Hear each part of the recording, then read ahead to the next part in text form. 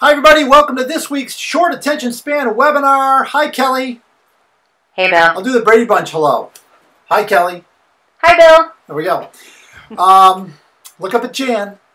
So we talked last week about sales excuses, and we said, I'd sell more if we have marketing materials, if only we had some marketing materials. And we kind of debunked that, I think, and shook a finger at people, but pointed out it's nice to have, and you should have them if if you're going to go out there and tell people that you can help them with your marketing.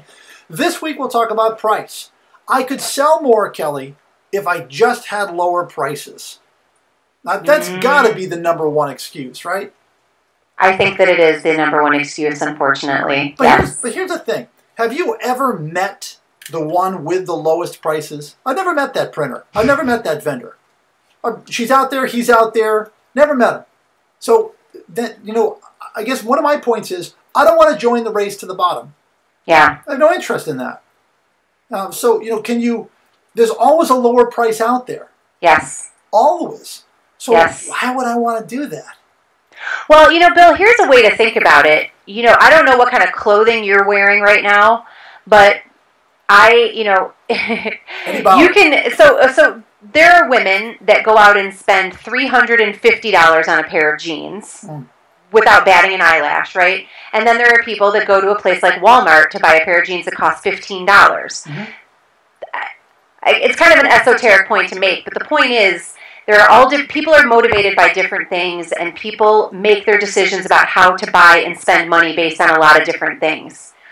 And very rarely is any buyer out there ever going to tell you explicitly, I always shop for the cheapest. Because there's a notion that you get what you pay for. Good. I'm saying that what we're talking about here is not what's actually going on out in the marketplace. It's what's going on inside of your own head. And this is about excuses. Okay. And I'm saying that almost every excuse and every construct that you've built in your own head about what affects your performance as a salesperson is cognitive.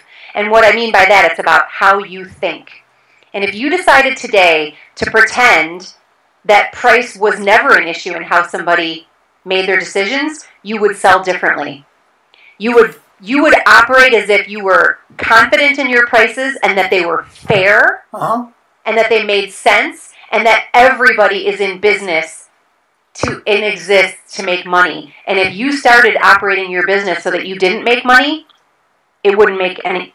You'd be totally screwed. So, okay. So a few minutes ago, you said that not saying that the buyer isn't out there that's saying we buy only on price, but they are out there. But here's the thing, like I pointed out in my sales tip last week. Now, when a client is saying your price is too high, it's partially and could be 100% because you led them there.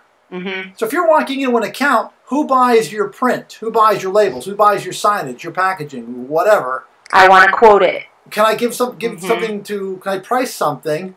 Then you give the price. The client is going to say your price is too high. So don't come back and say, oh, if we only had lower prices. You know what? If I'm your boss, I'm going to say, boy, if you only had some more skill, then you wouldn't be in this predicament.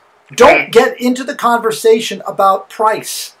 Get into the conversation about problem, about solution, about need, about what I can do to help you to solve your business needs. Get into a different conversation. It's like I'm fond of saying, Kelly, if you don't like what you're hearing, change what you're saying.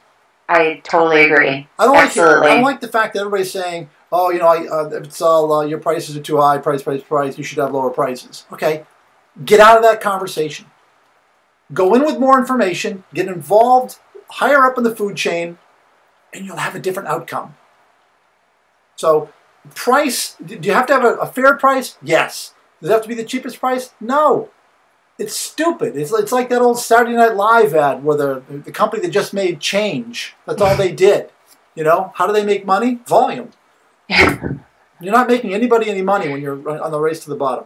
Yes, absolutely. Okay, so there's a second excuse that we just took off your plate. Next week, we'll talk about a third one. Kelly, thanks very much. Thanks, Bill. And we'll talk to you all next week at another short attention span webinar.